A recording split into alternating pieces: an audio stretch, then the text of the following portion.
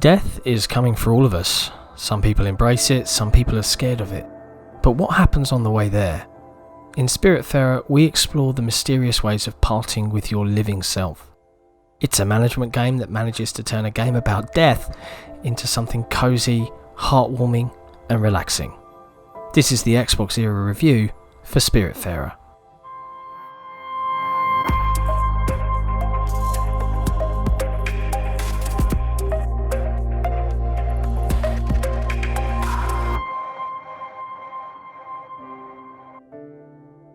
In Spiritfarer, you play as Stella and you're accompanied by your cat, Daffodil.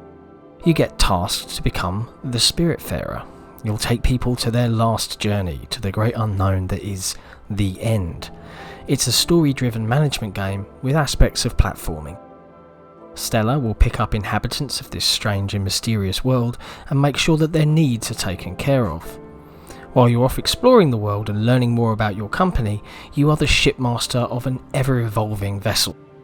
Your ship is your point of operation as you use it to complete all kinds of tasks. The more spirits that come aboard, the more compartments you'll need to add to the vessel. For example, each spirit will probably want their own room at some point. While the ship surely transforms through your playthrough of Spiritfarer, it's the characters who evolve the most. There are some deep and emotional stories behind each of the characters about depression, suicide, and more told throughout this journey.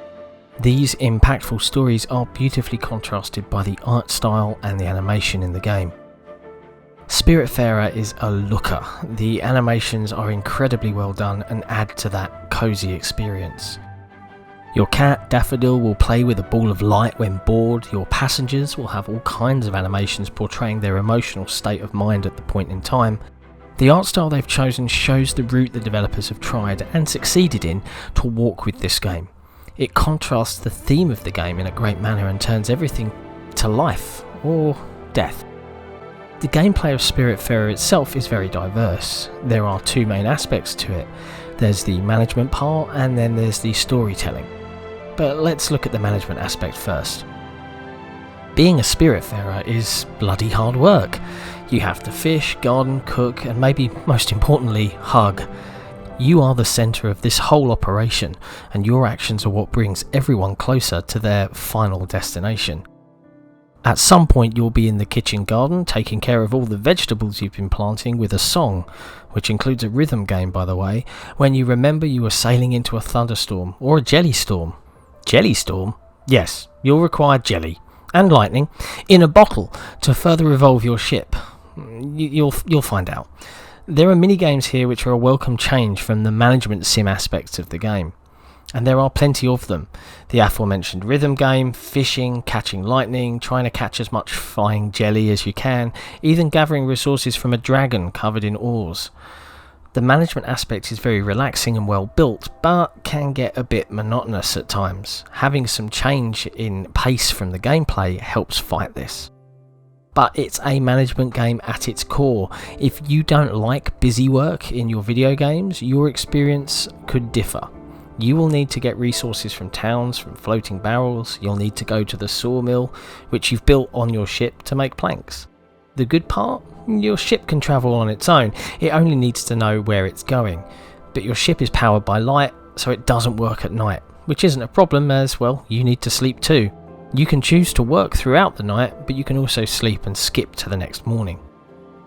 The other element of the game is the story. You are the Spiritfarer and you're guiding each of your passengers to their final destinations. Some are very willing to leave, whilst others are less sure of their last moments. And Stella, the Spiritfarer, would love to hold on to some of these passengers, keeping them on board for longer than perhaps necessary. You'll be exploring a world full of wonder. There are cities, beautiful forests, mountains. Each part of the world has their own inhabitants and further stories to explore. For example, at some point you'll be tasked to find a sheep to accompany another sheep. You'll travel to one island and take the sheep aboard your ship to deliver it to the other island. These are small missions that make sure the game isn't just about death and the fascinating stories behind those faiths, but it's still a story about it. You'll learn about the reasons why your passengers have died, although it may be in a very obscure and sometimes avoiding way. Overall, Spiritfarer is telling emotional stories in a well-crafted world. Some bugs aside, Spiritfarer is well thought out and a polished experience. The diverse aspects to this game keep it engaging for long enough, and it is a long game, for you to be interested in each of the passengers' stories. When touching on difficult subjects, you sometimes miss the mark. The developer behind Spiritfarer, Thunder Lotus, has commented on one storyline in particular that will probably be changed in the near future. It included a story about a person in a wheelchair that was finally free in death, insinuating people with disabilities can never truly be free. Thunder Lotus has issued a statement on this somewhat ableist element of storyline. It's nice to see they've held their hands up and are going to correct it. In summary, Spiritfarer is a game where death is treated differently than in many other games, which makes it particularly unique. We've been killing people, alien invaders, hell, each other in video games for so long that we've stopped to wonder what actually happens after that. In Spiritfarer we learn this in a colourful and happy world which invites you to be the best Spiritfarer in history. Who wouldn't want to leave this world with one of those precious hugs from Stella? One thing is guaranteed. You will learn to say goodbye. Thanks for watching, and if you enjoyed this review, be sure to keep your eyes tuned on XboxEra for more content. And if you're interested in supporting XboxEra, we have recently launched our Patreon, which you can find at patreon.com/XboxEra. We'll see you next time.